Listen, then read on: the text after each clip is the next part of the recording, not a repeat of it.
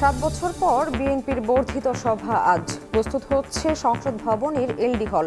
গুরুত্ব পাবে সংসদ নির্বাচন। দলের কাছে প্রত্যাশা তুলে ধরবেন তৃণমূলের নেতারা। কমিটি নিয়ে বেসরকারি বিশ্ববিদ্যালয় শিক্ষার্থীদের অসন্তোষ।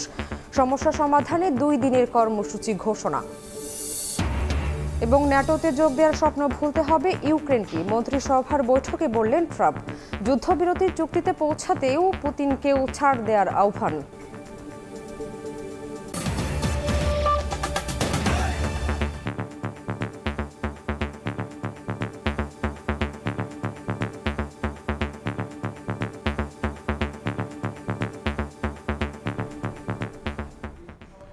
ভোরের সময়ের সঙ্গে আছি আমি শামিমা শাম্মী। 7 বছর পর বিএনপির বর্ধিত সভা আজ যোগ দেবেন সারা দেশের নেতাকর্মীরা। বুধবার রাতে সভাস্থল সংসদ ভবনের এলডি হল পরিদর্শনে আসেন বিএনপি মহাসচিব মির্জা ফখরুল ইসলাম আলমগীর। এ সময় সার্বিক ব্যবস্থাপনা তদারকি করে সন্তোষ প্রকাশ করেন তিনি। বর্ধিত সভা সফল হবে বলেও আশা প্রকাশ করেন মির্জা ফখরুল ইসলাম আলমগীর। জাতীয় সংসদের এলডি হলে সভায় অংশ নেবেন 2018 সালের সংসদ নির্বাচনের প্রার্থী ও সেকেন্ডারি মনোনয়নপ্রাপ্তরা। এছাড়া জাতীয় স্থায়ী কমিটি, নির্বাহী কমিটি, চেয়ারপারসনের উপদেষ্টা কাউন্সিলের সদস্য এবং জেলা কমিটির সভাপতি, সম্পাদক অথবা আহ্বায়ক, সদস্য সচিব, থানা উপজেলা পৌর কমিটির আহ্বায়ক ও সদস্য সচিব অংশ নেবেন। একই সঙ্গে থাকবেন বিএনপির 11টি অঙ্গ ও সহযোগী সংগঠনের সভাপতি ও সাধারণ সম্পাদকও। আগামী ডিসেম্বরের মধ্যে সবার কাছে গ্রহণযোগ্য ও নিরপেক্ষ নির্বাচনের মাধ্যমে গণতান্ত্রিক বাংলাদেশ গড়ার আহ্বান জানিয়েছেন বিএনপি মহাসচিব মির্জা ফখরুল ইসলাম আলমগীর। বুধবার সন্ধ্যায় অমর 21 বইমেলায় শামা ওবায়েদের 3টি বইয়ের মোড়ক উন্মোচন অনুষ্ঠানে তিনি আরও বলেন, বর্তমান পরিস্থিতিতে সবাইকে সচেতন থাকতে হবে।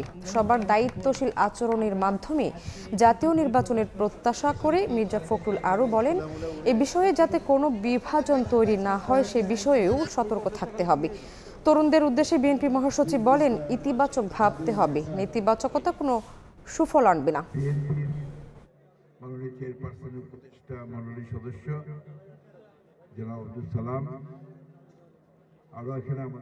আগামী ডিসেম্বরের মধ্যেই বাংলাদেশে একটা সকলের কাছে গ্রহণযোগ্য এবং নিরপেক্ষ একটি নির্বাচন অনুষ্ঠিত হবে। সেই নির্বাচনের মধ্য দিয়ে বাংলাদেশ গণতন্ত্রের পথে এগিয়ে যাবে এবং বাংলাদেশে একটা গণতান্ত্রিক রাষ্ট্র নির্মাণের পথকে আরও সোজা সহজ করে নিয়ে আসবে। নতুন প্রজন্মের কাছে আমার আহ্বান থাকবে যে আপনারা যে পরিবর্তন ঘটাতে সাহায্য করেছেন, যেটা ঘটিয়েছেন অগ্রণী ভূমিকা নিয়ে, সেটাকে সুসংগত করার জন্য ইতিবাচক চিন্তা করতে হবে, ইতিবাচকভাবে এগিয়ে যেতে হবে, নেগেটিভ চিন্তা থেকে বিরত থেকে এবং গঠনমূলক পথে এগিয়ে যেতে হবে। স্থানীয় সরকারের আগে জাতীয় নির্বাচনের দাবি বিএনপির সাবেক জনপ্রতিনিধিদের। সারা দেশ থেকে আসা দলটির সাবেক জনপ্রতিনিধিরা সকালে জাতীয় প্রেস ক্লাবের সামনে জড়ো হন। প্রধান উপদেষ্টার কার্যালয় অভিমুখে রওনা হলে হাইকোর্ট মোড়ে পুলিশের বাধার মুখে পড়েন তারা। পরে কয়েকজন প্রতিনিধি প্রধান উপদেষ্টার কার্যালয়ে যান। কারো প্ররোচনার আগে স্থানীয় সরকার নির্বাচন দেওয়ার চেষ্টা করলে রাজপথে কঠোর কর্মসূচি দেওয়ার হুঁশিয়ারি দেন তারা। এ সময় ঢাকা জেলা বিএনপির সভাপতি খন্দকার আবু আশফাক জানান, দেশি বিদেশি ষড়যন্ত্রের ফাঁদে পড়ছে অন্তর্বর্তী সরকার। সতর্ক ও সহযোগিতা করতেই জাতীয় নির্বাচনের দাবিতে এ স্মারকলিপি। এই স্থানীয় সরকারের নাম দিয়ে জাতীয় সরকারকে প্রশ্নবিদ্ধ করার জন্য, জাতীয় সরকার থেকে এই যে পার্লামেন্ট সরকার থেকে দূরে সরিয়ে যাওয়ার জন্য তারা এই বাহানাগুলো করছে। এই সরকার এই দেশি বিদেশি চক্রান্তের মধ্যে পড়েছে বলে আমাদের ধারণা। এদিকে ঢাকায় আসা বিএনপি মনোনীত ও সমর্থিত সাবেক জনপ্রতিনিধিরা হুঁশিয়ারি দিয়ে বলেন, কোনোভাবেই জাতীয় সংসদের আগে স্থানীয় সরকার নির্বাচন মেনে নেবে না তারা। দেশকে অস্থিতিশীল করতেই আগে স্থানীয় নির্বাচনের দাবি করছে একটি গোষ্ঠী। জাতীয় নির্বাচন ছাড়া দেশে সুষ্ঠু পরিবেশ ফিরে আসবে না, গণতন্ত্র ফিরে আসবে না। কাজেই এই সরকারের যে মূল দায়িত্বটা জাতীয় নির্বাচন দেওয়া, আমাদের বোধগম্য হচ্ছে না যে কেন আগে স্থানীয় সরকার নির্বাচন দিতে হবে। সরকারের মতলব বুঝতেছি না, আমাদের সন্দেহ হয় এটা। অন্তর্বর্তী সরকার কারো প্ররোচনায় আগে স্থানীয় সরকার নির্বাচন দেওয়ার চেষ্টা করলে রাজপথে কঠোর কর্মসূচি দেওয়ার হুঁশিয়ারি দেন সাবেক জনপ্রতিনিধিরা। কিছু কিছু দল যে দাবি করছে, এটার পিছনে সুকৌশল এবং অপচেষ্টা আছে। সংসদ নির্বাচনের পরে স্থানীয় নির্বাচন হয় বরাবরই, এটা আসলে অযৌক্তিক, এটা আমরা চাই না। আওয়ামী লীগের এখানে পুনর্বাসিত যাতে হয় সেই জন্য তারা অপেক্ষা করছে। এক দফা এক দাবি, জাতীয় নির্বাচনের আগে কোনো নির্বাচন হতে দেওয়া হবে না। জামায়াত সহ কয়েকটি দল আগে স্থানীয় সরকার নির্বাচনের দাবি করলেও জাতীয় নির্বাচনের দাবি করে আসছে বিএনপি। আহমেদ সালেহীন, সময় সংবাদ, ঢাকা। যারা ভোট কাটতে পারবে তারা নির্বাচনের জন্য ব্যতিব্যস্ত হয়ে পড়েছে বলে অভিযোগ করেছেন জামায়াতে ইসলামীর সেক্রেটারি। বরগুনায় কর্মী সভায় এ কথা বলেন তিনি। এদিকে পঞ্চগড়ে জনসভায় গত 53 বছরে দেশে সংগঠিত সব ঘটনার শ্বেতপত্র প্রকাশের দাবি জানান দলটির আমির।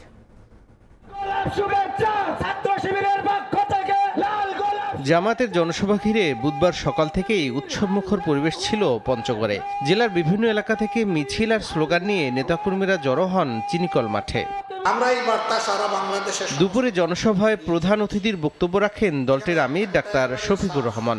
এ সময় তিনি সরকার এবং জাতিসংঘের উদ্যোগে 1972 সাল থেকে এখন পর্যন্ত যত ঘটনা ঘটেছে তা অনুসন্ধান করে শ্বেতপত্র প্রকাশের দাবি জানান। 1972 সালের 10 জানুয়ারি থেকে 2025 সালের এই 26শে ফেব্রুয়ারি পর্যন্ত বাংলাদেশে যত ঘটনা ঘটেছে এরকম, সেইগুলো অনুসন্ধান করে তার শ্বেতপত্র বাংলাদেশের জনগণের সামনে প্রকাশ করে দেওয়া হোক। পরে বিকেলে নীলফামারীর ডোমারে পথসভায় বক্তব্য দেন আমির।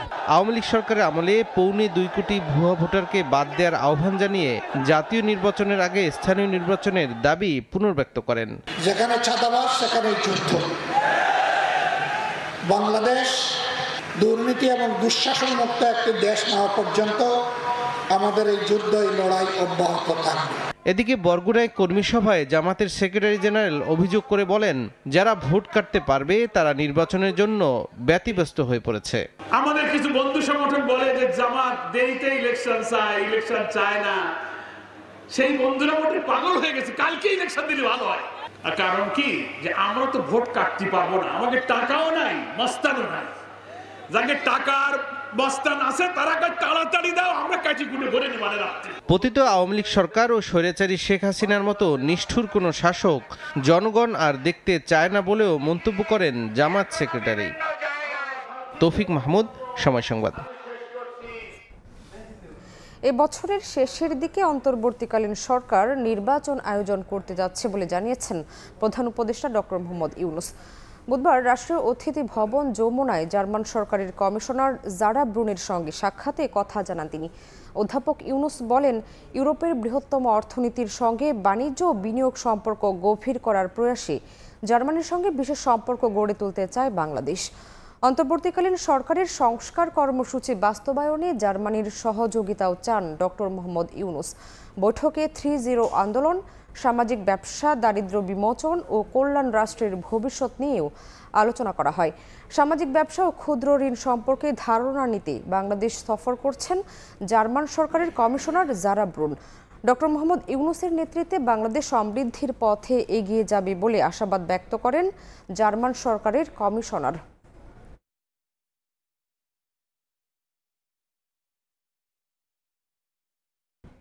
নতুন ছাত্র সংগঠন বাংলাদেশ গণতান্ত্রিক ছাত্র সংসদের কেন্দ্রীয় কমিটিতে যথাযথ মূল্যায়ন করা হয়নি বলে অভিযোগ করেছেন বেসরকারি বিশ্ববিদ্যালয়ের শিক্ষার্থীরা। সংকট নিরসনে বৃহস্পতিবার সব বেসরকারি বিশ্ববিদ্যালয়ে বিক্ষোভের ঘোষণা দিয়েছেন শিক্ষার্থীরা। দাবি মানা না হলে 28 ফেব্রুয়ারি পালিত হবে ঢাকা ব্লকেড কর্মসূচি। বুধবার বৈষম্যবিরোধী ছাত্র আন্দোলন থেকে আত্মপ্রকাশ করে নতুন ছাত্র সংগঠন বাংলাদেশ গণতান্ত্রিক ছাত্র সংসদ। নতুন এই সংগঠনের কেন্দ্রীয় কমিটিতে যথাযথ মূল্যায়ন হয়নি অভিযোগ করেছেন বেসরকারি বিশ্ববিদ্যালয়ের শিক্ষার্থীরা। তাদের দাবি, জুলাই আন্দোলনে গুরুত্বপূর্ণ ভূমিকা রাখলেও নতুন ছাত্র সংগঠনে বঞ্চিত হচ্ছেন তারা। ঢাকা বিশ্ববিদ্যালয়ের মধুর ক্যান্টিনে কমিটি ঘোষণাকে কেন্দ্র করে সৃষ্ট উত্তেজনা শেষমেশ গড়ায় রাত পর্যন্ত। বাংলা মোটরে বৈষম্যবিরোধী ছাত্র আন্দোলনের কার্যালয়ের সামনে কিছু সময় রাস্তা অবরোধ করে বিক্ষোভ করেন বেসরকারি বিশ্ববিদ্যালয়ের শিক্ষার্থীরা। জানান, দাবি মানা না হলে কঠোর কর্মসূচির কথা। যারা আমাদের বন্ধুদের উপর, ভাইদের উপর হামলা করেছে তাদেরকে চিহ্নিত করে বিচারের আওতায় আনতে হবে এবং এই যে নতুন রাজনৈতিক দল এবং নতুন ছাত্র সংগঠনে যে রাজনৈতিক যে বন্দোবস্ত সেখানে যেন বেসরকারি বিশ্ববিদ্যালয়ের অ্যাকসেপ্টেন্সটা যেন নিশ্চিত থাকে। দাবি পূরণের কোনো দৃশ্যমান আশ্বাস না দেয় তাহলে 28 তারিখে আমরা সারা দেশে ঢাকা ব্লকেটের ডাক দিব। জুলাই আন্দোলনে বেসরকারি বিশ্ববিদ্যালয়ের শিক্ষার্থীরা গৌরব উজ্জ্বল ভূমিকা রেখেছেন উল্লেখ করে হাতাহাতির নিন্দা জানান তারা। বেসরকারি বিশ্ববিদ্যালয় স্টুডেন্টদের একটা অংশ, আপনারা যদি কোনো ছাত্র সংগঠন বা যাই করবেন না কেন, দেশের পলিসি নিয়ে যেই কাজ করবেন না কেন, আমরা চাই বেসরকারি বিশ্ববিদ্যালয় যেন সেমভাবে ওই কাজগুলো যেন থাকে।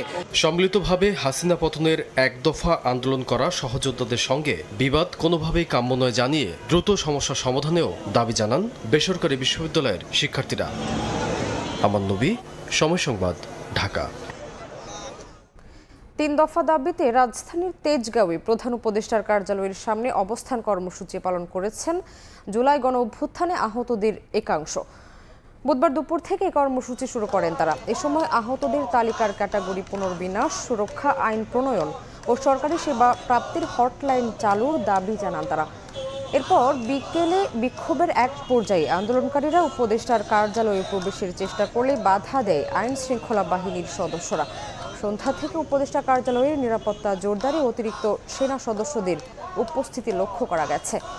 দ্রুত পদক্ষেপ না নিলে অনির্দিষ্টকালের জন্য অবস্থান কর্মসূচি চালিয়ে যাওয়ার ঘোষণা দিয়েছে আন্দোলনকারীরা।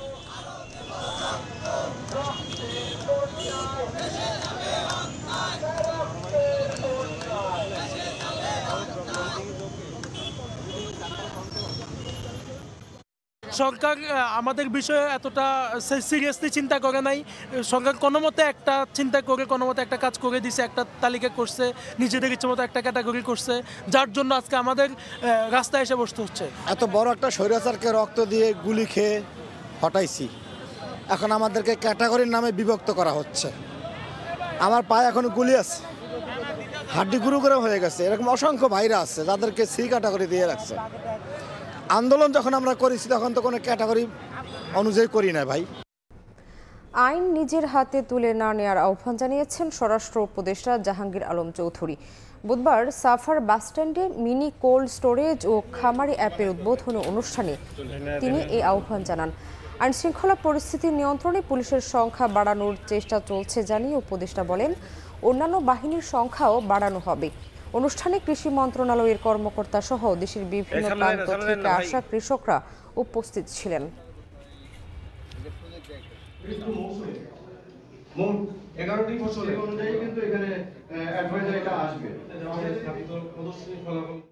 জনগণকে বলবো যে আইন আপনারা নিজের হাতে তুলে নেবেন না, আর পুলিশকে বলবো তারা আরো বেশি অ্যাক্টিভেট হওয়ার জন্য, যেন এই ধরনের ঘটনা না ঘটে।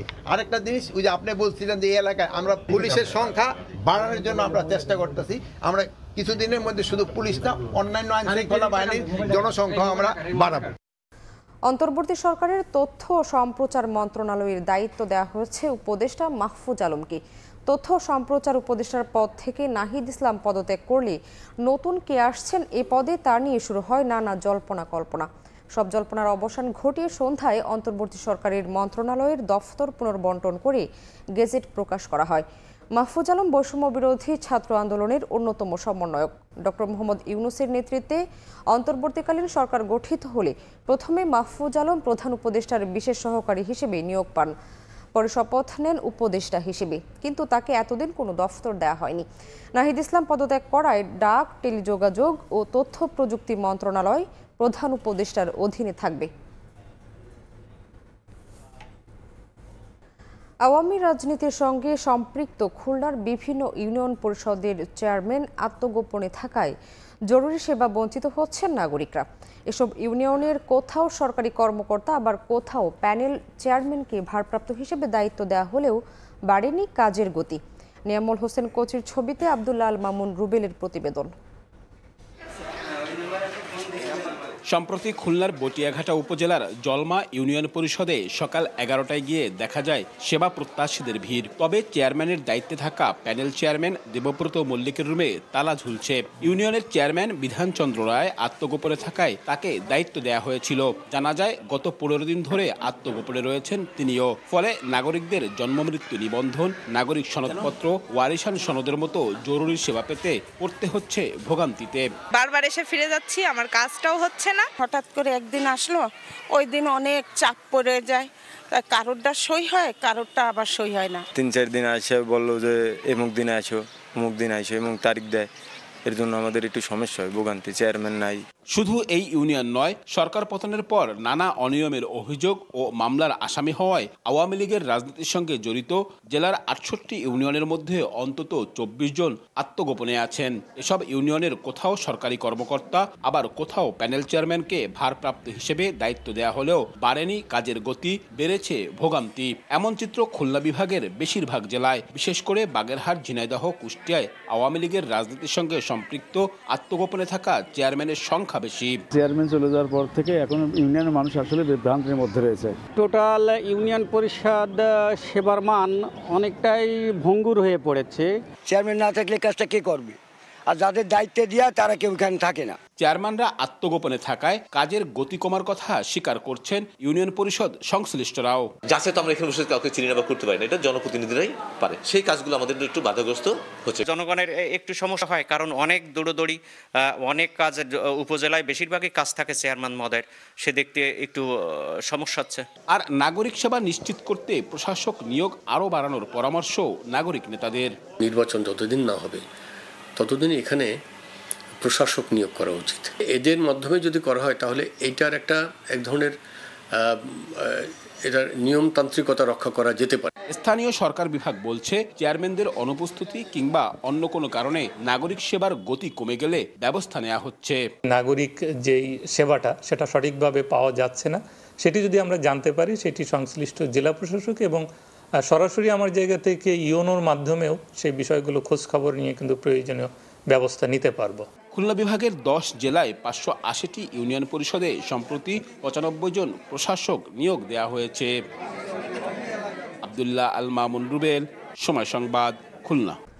সুন্দরবন জুড়ে ফের জলদস্যু আতঙ্ক। প্রথমে মারধর, পরে মুক্তিপণ চেয়ে অপহরণ করছে দস্যুরা।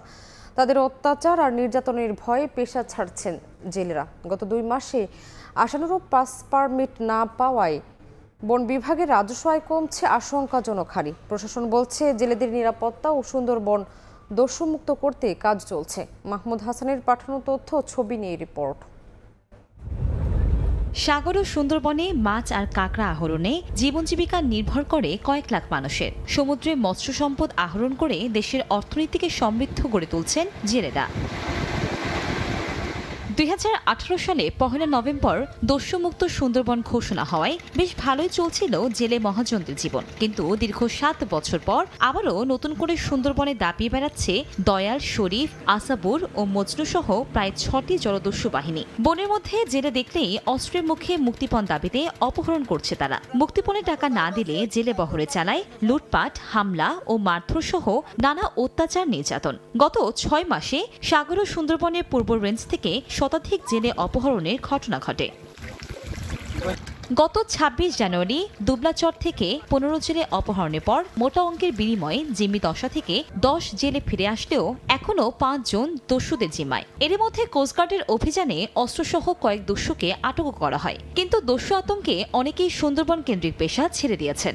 সুন্দরবনে যাচ্ছি না শুধু ডাকাইতের ভয়তে। সুন্দরবনে যাব, জলদস্যু ধরবে, ধরে মারধর করবে, টাকা দেয়। কাঁকড়া মাকড়া যা পাইছিলাম সব রেখে দিছে, মারধরও করলো। এই কারণে জঙ্গলে আশা করি আর যাওয়ার ইচ্ছে নাই। জেলেরা বনে না যাওয়ায় আশানুরূপ পাস পারমিট হচ্ছে না বন বিভাগের। মোংলা চাঁদপাই স্টেশনে গত জানুয়ারি মাসে পাস হয়েছে 961টি। ফেব্রুয়ারিতে যা নেমে আসে 384টিতে। এতে রাজস্ব নেমে আসছে 3/1 অংশে। তবে জেলেদের নিরাপদে মাছ আহরণের জন্য সুন্দরবনকে দস্যুমুক্ত করতে কাজ চলছে বলে জানালো প্রশাসন। আমরা চেষ্টা করে যাচ্ছি এবং সবাইকে বিষয়টা অবগত করে যাতে আমরা সবাই সর্বসম্মিলিতভাবে যাতে আমরা সুন্দরবনের পরিবেশ বজায় রাখতে পারি। আমরা দুবলায়, আমরা কয়রাতে বেশ কিছু অভিযান পরিচালনা করেছি এবং তাদেরকে আটকের জন্য আমাদের কার্যক্রম চলমান রয়েছে। 2018 সালের অক্টোবর পর্যন্ত ধাপে ধাপে 32টি বাহিনীর 328 জন দস্যু, 462টি অত্যাধুনিক আগ্নেয়াস্ত্র ও 22,504টি গোলা বারুদ সহ আত্মসমর্পণ করেছিল। সময় সংবাদ, মোংলা। বাংলাদেশকে দেশি বিদেশি উদ্যোক্তাদের জন্য বিনিয়োগ বান্ধব করার পথে বাধাগুলো দূর করা হচ্ছে বলে জানিয়েছেন বাংলাদেশ বিনিয়োগ উন্নয়ন কর্তৃপক্ষ বিডার নির্বাহী চেয়ারম্যান চৌধুরী আশিক মাহমুদ বিন হারুন।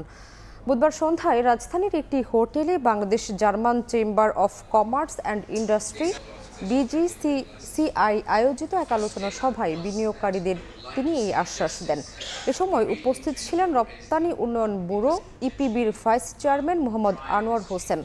সভায় ব্যবসায়ীদের পক্ষে আর্থিক খাত ও শুল্ক কর কাঠামোর দুর্বলতা দূর করার পাশাপাশি জ্বালানি সংকট ও আমলাতান্ত্রিক জটিলতা নিরসনের তাগিদ দেন BGCI সভাপতি এম মাকসুদ।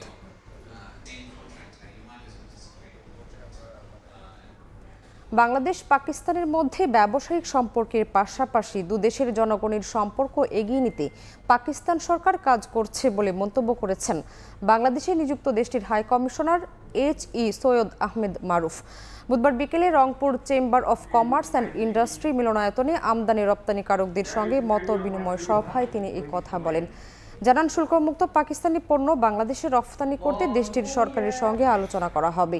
অনুষ্ঠানে দুই দেশের মধ্যে ব্যবসায়িক সম্পর্ক উন্নয়নে নানা উদ্যোগের কথা জানান HE সৈয়দ আহমেদ মারুফ।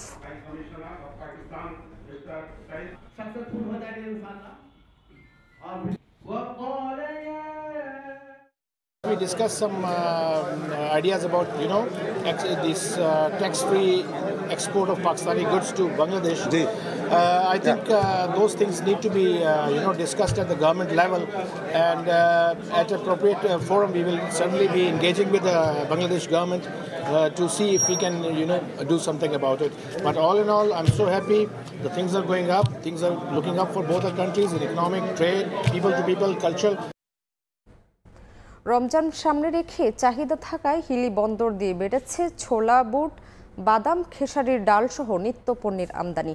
প্রতিদিন সকালে বন্দরে প্রবেশ করে ভারতীয় পণ্যবাহী ট্রাক। চাহিদা মতো পণ্য কিনতে ব্যস্ত হয়ে পড়েন দেশের বিভিন্ন জেলা থেকে আসা পাইকার ও ব্যবসায়ীরা। এই বন্দরে বেশি আমদানি হয় পেঁয়াজ, আদা, রসুন, ছোলা, বুট, বাদাম, জিরা সহ নিত্য প্রয়োজনীয় পণ্য। বন্দরে ছোলা, বুট কেজিতে 4 টাকা কমে বিক্রি হচ্ছে 95 টাকা, বাদাম কেজিতে 2 টাকা কমে বিক্রি হচ্ছে 128 টাকায়, মসুর ডাল 92 থেকে 116 টাকায়। কোনো জটিলতা ছাড়াই এসব পণ্য বন্দর থেকে সরাসরি বিক্রি হচ্ছে। এতে খুশি আমদানিকারক ও ব্যবসায়ীরা। ছোলা, খেসারির ডাল, মসুর ডাল আমদানি হচ্ছে, বেচা কিনাও মাশাআল্লাহ খুব ভালো চলতেছে। আমদানি একটু বৃদ্ধি হওয়ার কারণে দামটা অনেকটা সহনীয় পর্যায়ে চলে আসছে। ছোলা কিনতেছি, ছোলা নগদ টাকা কিনি, কোনো ঝামেলা নাই, নির্ঝামেলায় আর কি। টাকা দিয়ে মাল ভালো লাগলো নিয়ে চলে গেলাম। হিলি আইসি মনে করো আমার সুবিধা কেনাকাটা আগের তো মোটামুটি দাম কম। চট্টগ্রাম তার নান্দনিকতা ও প্রকৃতির জন্য বিখ্যাত উল্লেখ করে পরিবেশ, বন ও জলবায়ু উপদেষ্টা সৈয়দা রিজওয়ানা হাসান বলেছেন, যেখানে পাহাড় কাটা হবে সেখানে শ্রমিক নয়, আইনের আওতায় আনতে হবে পাহাড়ের মালিকদের। বুধবার বিকেলে চট্টগ্রামে অমর 21শে বইমেলার সমাপনী ও সম্মাননা প্রদান অনুষ্ঠানে প্রধান অতিথির বক্তব্যে এসব কথা বলেন তিনি। আমাদের পাহাড় আছে, আমাদের সমুদ্র আছে, আমাদের সিআরবি আছে, তাই তো বলেন? তো এইগুলো যদি চলে যায়, চট্টগ্রাম আর থাকলো কেমন করে?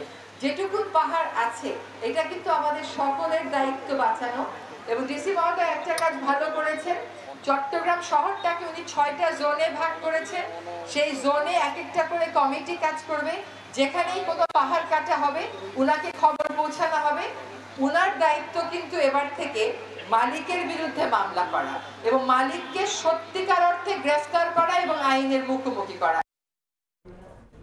মেগা প্রকল্পের নামে মেগা দুর্নীতি হওয়ায় চট্টগ্রামে জলাবদ্ধতার সমাধান হচ্ছে না, এমন মন্তব্য করেছেন Chittagong city mayor doctor Shahadat Hossain. Chittagong নগরীর আকমল আলী রোডে মাইট্রি খাল খনন ও পরিচ্ছন্নতার উদ্বোধনের সময় এসব কথা বলেন তিনি।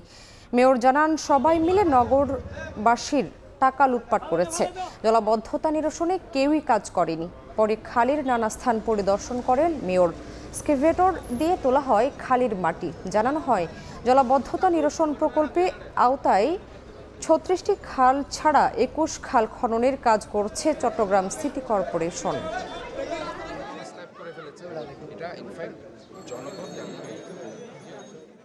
সাতান্ন খালের মধ্যে 21টা খাল এখনো রয়ে গেছে, যেগুলো আনটাস্ট ছিল। এবং এই মাইট্টা খাল যেটা আকমল আলী রোড ইপিজেডে, সেটা কিন্তু অন্যতম একটা খাল। আমার নিজের দায়বদ্ধতা থেকে আমি প্রথম দিন থেকে ভয়েস রেজ করেছি যে 21টা খাল টাচ করা হয়নি। শুধু খাল না, এই যে সেকেন্ডারি যে ড্রেনেজ সিস্টেমগুলো আছে, নালা টালাগুলো আছে, এই নালাও আমরা পরিষ্কার করব। নেতাকর্মীদের বিরুদ্ধে হওয়া মামলা প্রত্যাহারের দাবিতে ব্রাহ্মণবাড়িয়ায় মহাসড়ক অবরোধ কর্মসূচি পালন করেছে হেফাজতে ইসলাম। বুধবার সকাল 10টা থেকে দুপুর 12টা পর্যন্ত শহরের কাউতলি এলাকায় কুমিল্লা সিলেট মহাসড়ক অবরোধ করেন তারা। এ সময় আন্দোলনরত নেতাকর্মীরা জানান 2016 ও 21 সালের আলাদা ঘটনায় হওয়া 75টি মামলায় 3000-এরও বেশি নেতাকর্মী ও আলেম ওলামাদের আসামি করে ফ্যাসিস্ট আওয়ামী সরকার। এটিকে রাজনৈতিক প্রতিহিংসামূলক উল্লেখ করে মামলা প্রত্যাহারের দাবি জানান বক্তারা। দাবি আদায় না হলে কঠোর আন্দোলন গড়ে তোলারও হুঁশিয়ারি দেন আন্দোলনরতরা। আগামী রোববার আন্দোলনকারীদের সঙ্গে আলোচনার মাধ্যমে বিষয়টি সমাধানের আশ্বাস দেয় জেলা ও পুলিশ প্রশাসনের ঊর্ধ্বতন কর্মকর্তারা। এতে অবরোধকারীরা মহাসড়ক ছেড়ে দিলে স্বাভাবিক হয় যান চলাচল।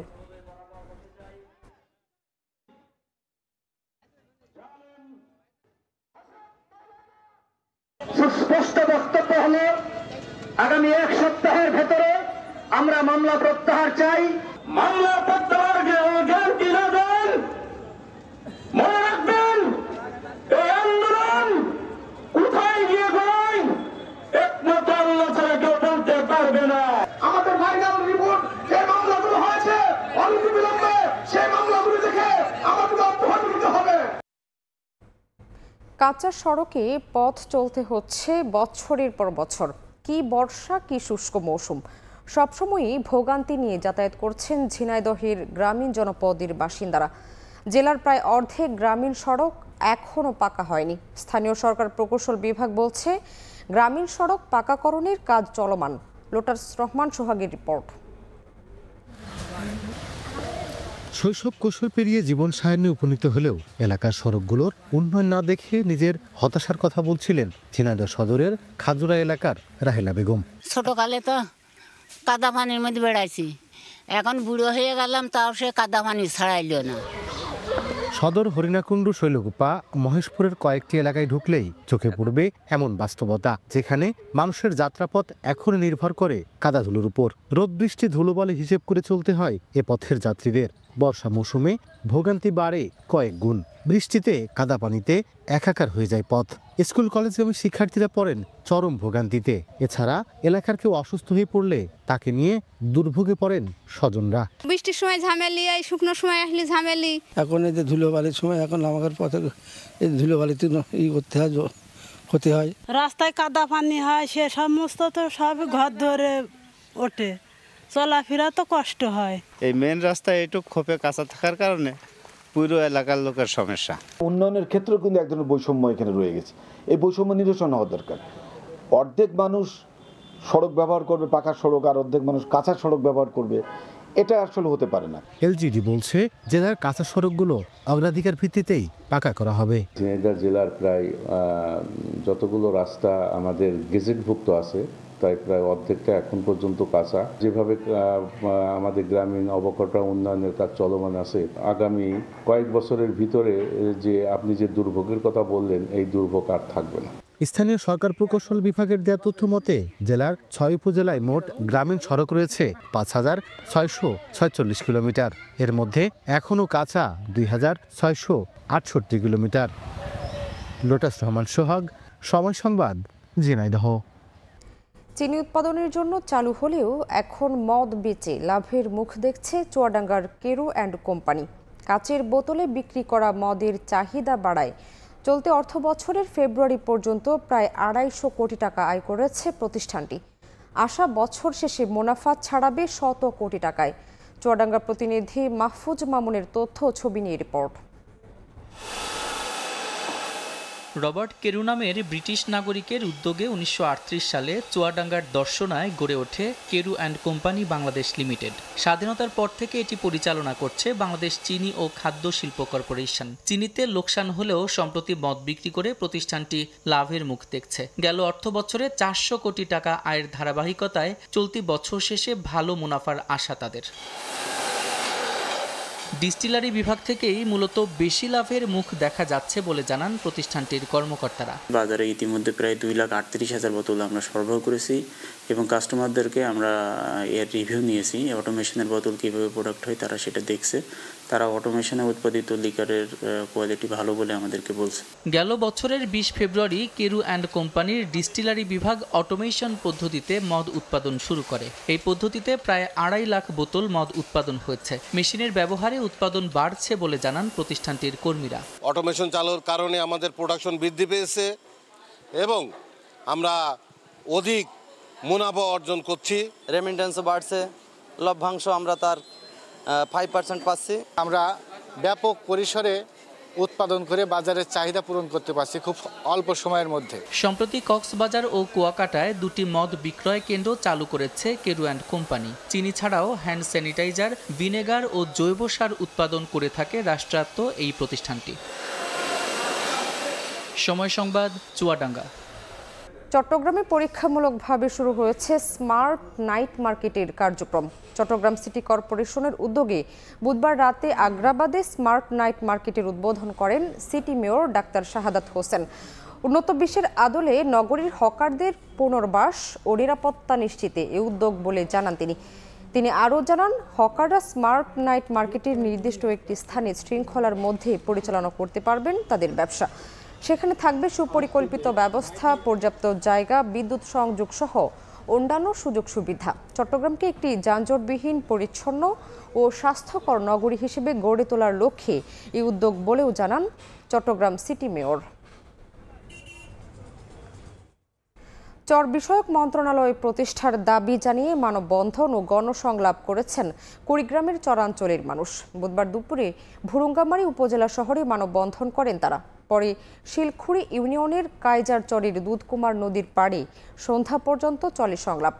সেখানে উঠে আসে বারবার নদী ভাঙনের কবলে পড়া মানুষের কষ্টের কথা। চর বিষয়ক মন্ত্রণালয় প্রতিষ্ঠান না হলে চরের মানুষের ভাগ্যের উন্নয়ন সম্ভব নয় উল্লেখ করা হয়। পার্বত্য চট্টগ্রাম বিষয়ক মন্ত্রণালয়ের মতো নিজেদের জীবন মান উন্নয়নে চর বিষয়ক মন্ত্রণালয় প্রতিষ্ঠার দাবি জানান বক্তারা। কুড়িগ্রাম জেলার উপর দিয়ে প্রবাহিত ব্রহ্মপুত্র, ধরলা, তিস্তা, দুধকুমার সহ 16টি নদ নদীর অববাহিকায় 4.5 শতাধিক চরাঞ্চলে বসবাস করেন প্রায় 5.5 লাখ মানুষ। সেখানকার মানুষের জীবনমান উন্নয়নে গঠন করা হয় চর উন্নয়ন কমিটি।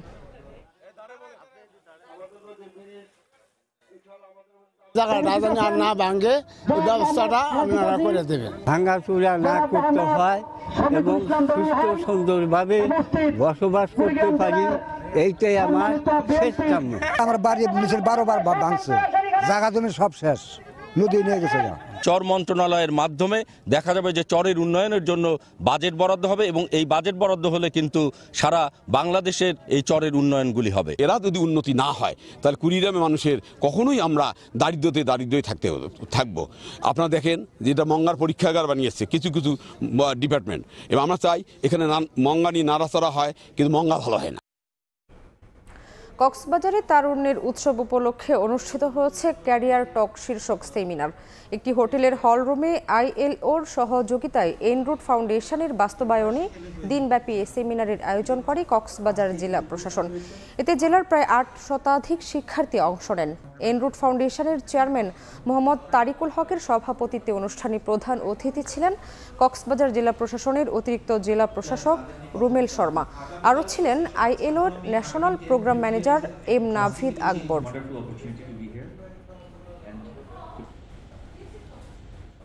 রাজশাহী প্রকৌশল ও প্রযুক্তি বিশ্ববিদ্যালয়ে অনুষ্ঠিত হয়েছে হার্ট প্রাইজ প্রতিযোগিতা। রাতে রুয়েটের মেকানিক্যাল সেমিনার রুমে এই প্রতিযোগিতা অনুষ্ঠিত হয়। প্রতিযোগিতায় শিক্ষার্থীরা সামাজিক সমস্যার সমাধানের জন্য উদ্ভাবনী ব্যবসায়িক আইডিয়া উপস্থাপন করেন। অনুষ্ঠানে প্রধান অতিথি হিসেবে উপস্থিত ছিলেন রুয়েটের vice chancellor SM Abdur Razzak.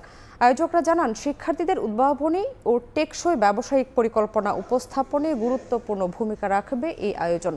অনুষ্ঠানের টেকসই উন্নয়ন লক্ষ্যমাত্রার সঙ্গে সম্পর্কিত নির্ধারিত চ্যালেঞ্জ সমাধান করতে বিজনেস আইডিয়া উপস্থাপন করেন অংশগ্রহণকারী শিক্ষার্থীরা।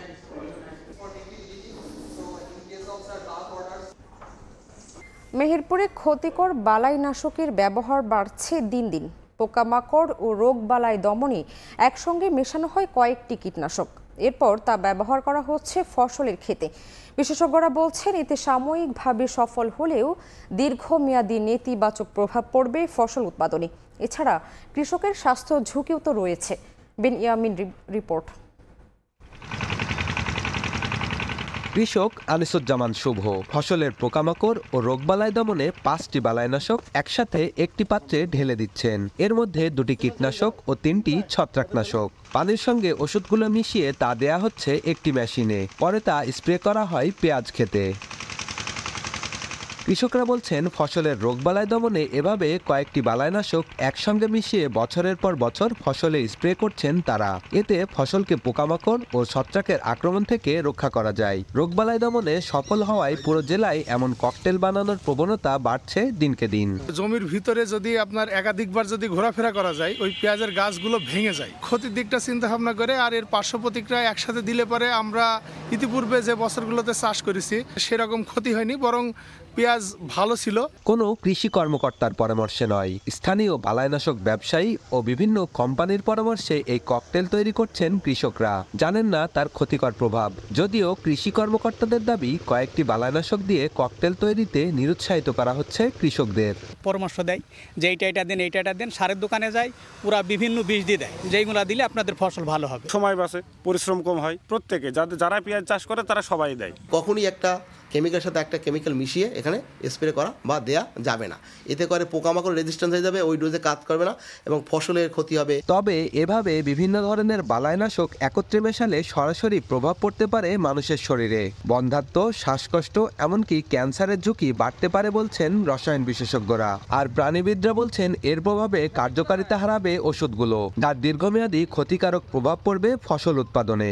কেমিক্যাল যদি আমরা ব্যবহার করতে থাকি র্যান্ডমলি, কোনো ধরনের পরীক্ষা নিরীক্ষা ছাড়াই, তাহলে সেটা আমাদের ক্যান্সারকে আরও বাড়িয়ে দিতে পারে। বন্ধ্যাত্ব বেড়ে যাওয়ার পিছনে সবথেকে বেশি কারণ হচ্ছে সেটা আমাদের খাবারের মধ্যে এই অ্যাডাল্টেড খাবারটা অনেক বেশি ইনকর্পোরেটেড হয়ে গেছে। কিছু পোকা সেটার উপর অভিযোজিত হয়ে তারা আরও শক্তিশালী হচ্ছে। বিষটা যখন বারবার ব্যবহার করছি তখন তারাও অভিযোজিত হয়ে যাবে, ফলে আর কোনো কাজই করবে না। বিশেষজ্ঞরা বলছেন বিভিন্ন ধরনের বালাইনাশক একসঙ্গে মিশিয়ে দীর্ঘদিন ধরে ফসলে স্প্রে করলে শুধু মানব দেহে নয়, ক্ষতিকর প্রভাব পড়বে পরিবেশের উপরও।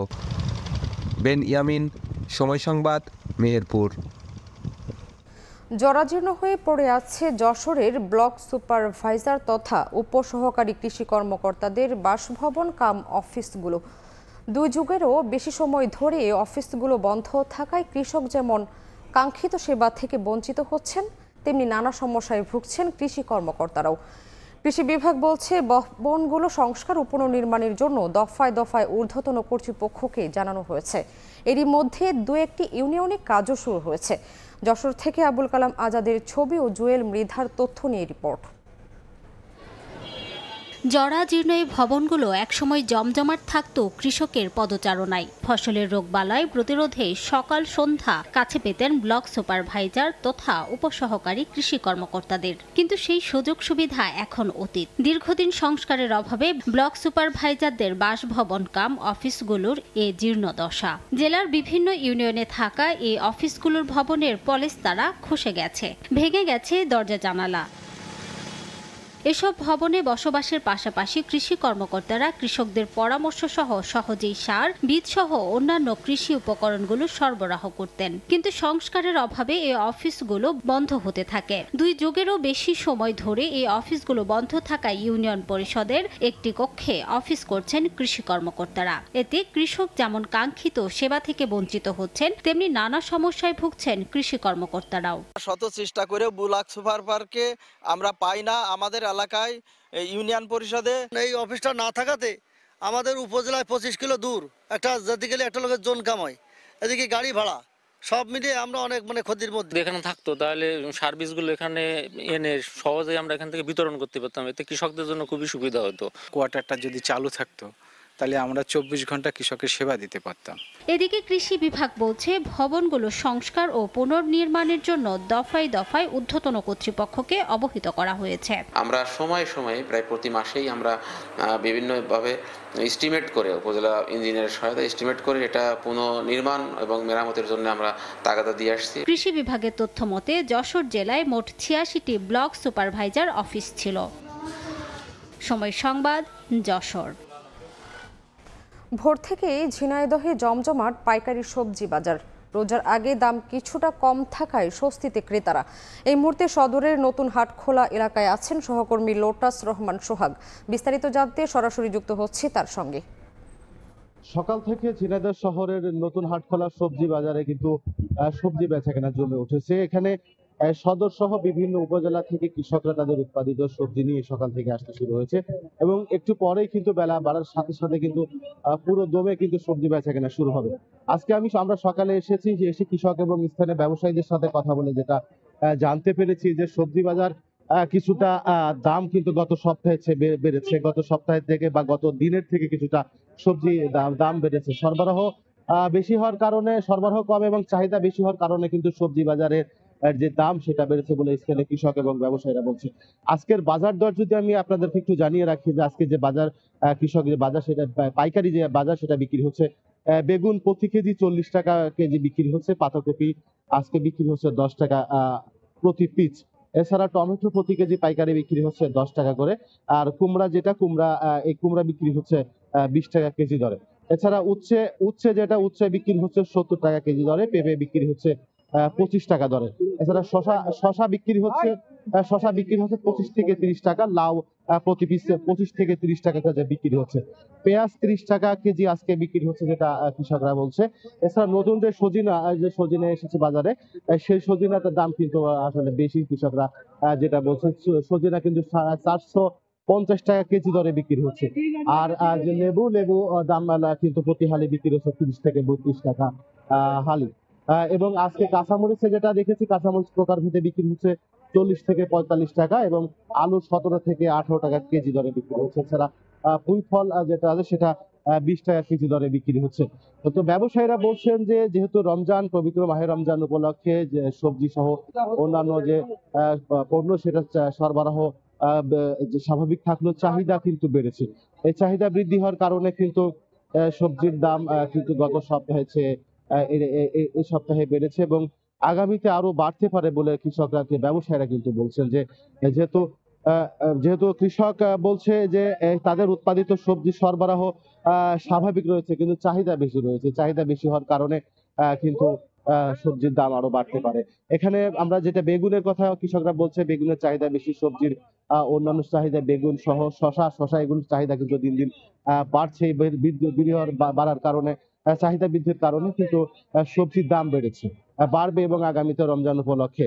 তো ব্যবসায়ীরা এবং কৃষকরা যেটা আশা করছে যে এই সবজির দাম বাড়লে কৃষক লাভবান হবে, কিন্তু ভোক্তা যারা আছে তারা কিন্তু আশঙ্কা করছে যে এই সবজির দাম বাড়লে কিন্তু তারা এই রমজান উপলক্ষে তাদের নাভিশ্বাস উঠে যাবে। কেবল পবিত্র মাহে রমজানে অন্যান্য খরচের পাশাপাশি সবজির দামও যদি বৃদ্ধি পায়, তাহলে সেক্ষেত্রে ভোক্তারা কিন্তু তাদের কষ্টে বাজারে আসলে কিন্তু তাদের কষ্ট পোহাতে হবে। এবং এই যে ব্যবসায়ী এবং কৃষক যারা আছে তাদের সাথে কথা বলেছি, যে প্রথম রমজান থেকে শুরু করে হয়তো বা এই সবজির দাম বাড়লেও রমজানের মাঝামাঝিতে কৃষকরা যেটা বলছে যে রমজানের মাঝামাঝিতে কিছুটা সবজির দাম কমতে পারে। কিন্তু প্রথমত এখন যেহেতু রমজানের আর কয়েকদিন মাত্র বাকি আছে, আর এই সবজির দাম এখন থেকে কিছুটা বাড়তে শুরু করছে এবং প্রথম রমজানে বেগুনের দাম হয়তো বা 70 থেকে 80 টাকা কেজি দরে তারা বিক্রি করবে বলে এটা কিন্তু তারা আশা করছে। কিন্তু ব্যবসায়ীরা যেটা বলছে যে এই সবজি সরবরাহ যদি একটু বৃদ্ধি পায় এবং চাহিদা যদি এমনই থাকে এবং সরবরাহ বেশি হলে হয়তো বা সবজির দাম স্বাভাবিক আনা সম্ভব। তো এই ছিল ঝিনাইদহের যে নতুন হাটখোলা সবজি বাজার, সেই সবজি বাজারের সবজির সর্বশেষ। ঝিনাইদহ থেকে সবজির খবরাখবর জানাচ্ছিলেন সহকর্মী লোটাস রহমান সোহাগ। ভোরের সময় এই ছিল আমার কাছে। ইউক্রেনকে পশ্চিমা সামরিক জোট ন্যাটোতে যোগ দেওয়ার কথা ভুলে যেতে বলে মন্তব্য করেছেন ডোনাল্ড ট্রাম্প। একই সঙ্গে চলমান যুদ্ধ বন্ধে চুক্তিতে পৌঁছাতে রুশ প্রেসিডেন্টকেও ছাড় দিতে হবে বলে মার্কিন মন্ত্রিসভার প্রথম আনুষ্ঠানিক বৈঠকে জানান তিনি।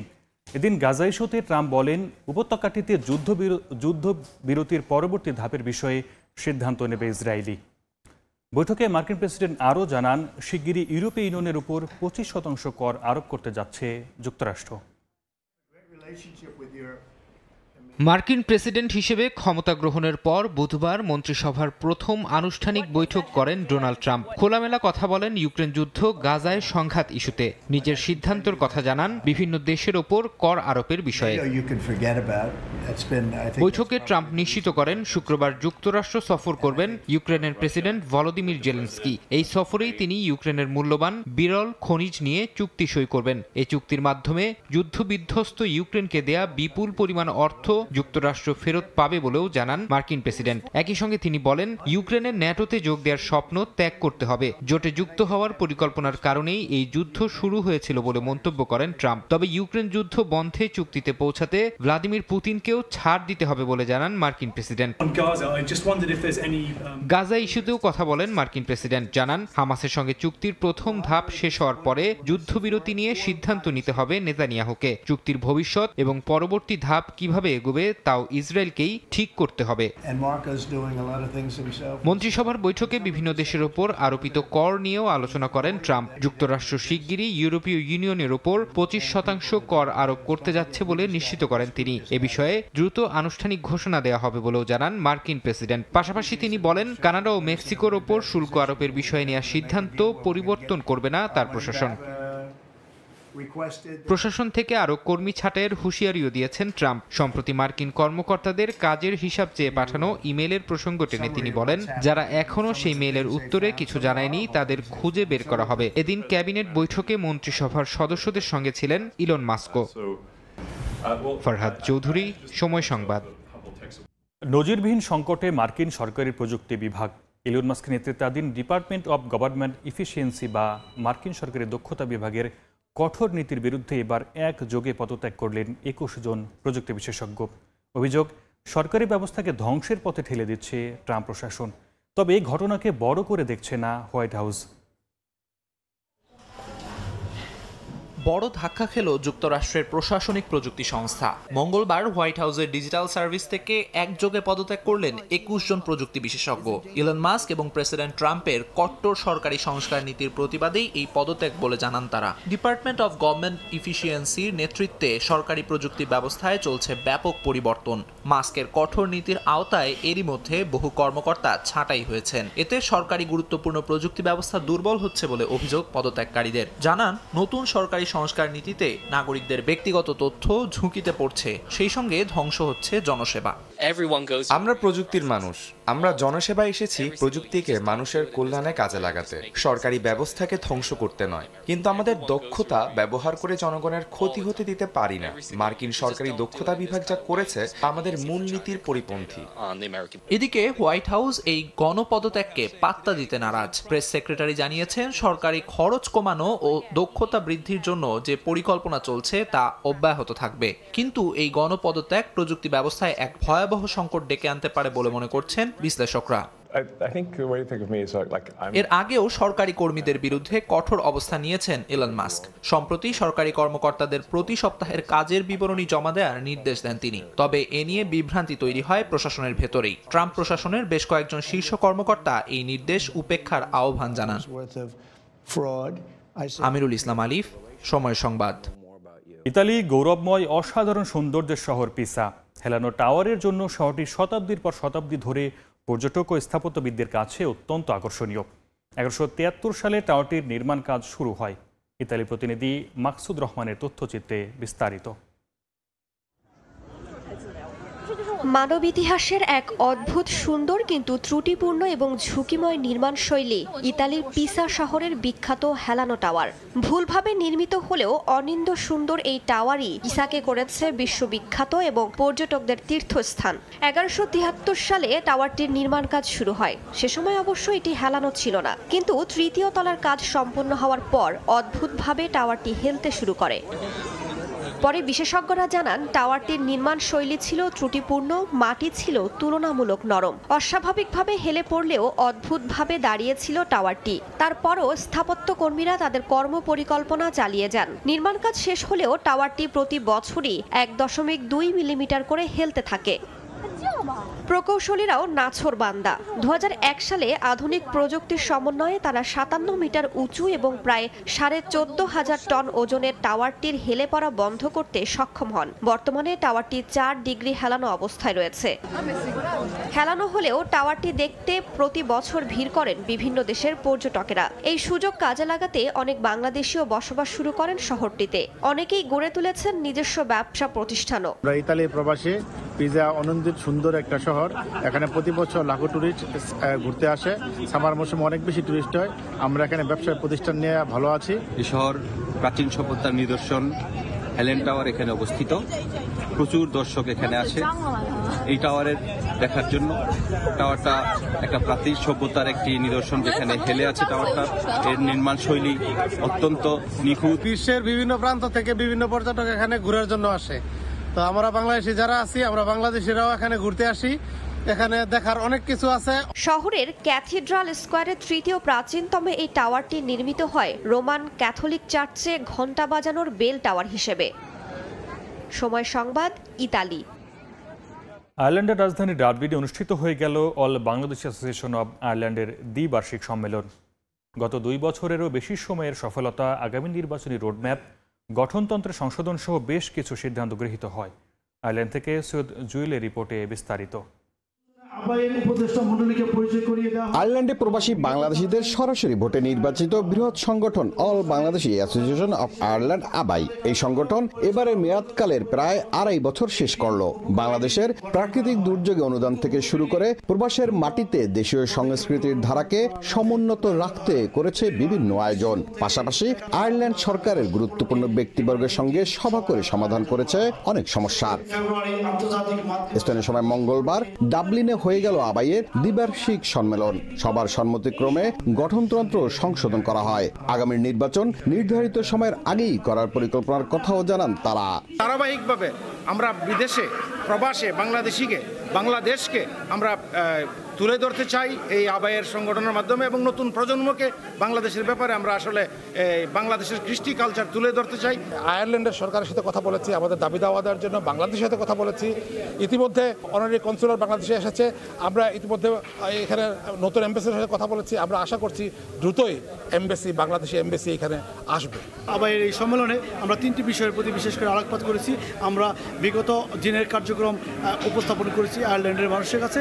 আয়োজনে উপস্থিত প্রবাসী বাংলাদেশিরা আবাইয়ের কাজগুলোর ভূয়সী প্রশংসা করেছেন। যখন কোনো গেট টুগেদার করে, কোনো উৎসব সেলিব্রেট করে, তখন আবাই এই জিনিসগুলো সুন্দরভাবে এবং পরিকল্পনা অনুযায়ী বাস্তবায়ন করে থাকে। আয়ারল্যান্ডে আগামী 8 ও 9 মার্চ পাসপোর্ট সেবা দিতে লন্ডন বাংলাদেশ হাই কমিশন থেকে প্রতিনিধি দল আসবে। ওই আয়োজনে আবাইয়ের সদস্যরা উপস্থিত থাকবেন বলে জানানো হয়। প্রবাসের মাটিতে এই all Bangladeshi association of Ireland যেভাবে বাংলাদেশের ভাবমূর্তি উজ্জ্বল করেছে, সেভাবে আগামী দিনগুলোতেও বাংলাদেশের লাল সবুজের পতাকা করবে আরও শানিত, এমনটাই প্রত্যাশা এখানের প্রবাসী বাংলাদেশিদের। আয়ারল্যান্ড থেকে সৈয়দ জুয়েল, সময় সংবাদ। কানাডার মন্ট্রিয়ালে আন্তর্জাতিক মাতৃভাষা দিবস উদযাপন করেছেন প্রবাসী বাংলাদেশিরা।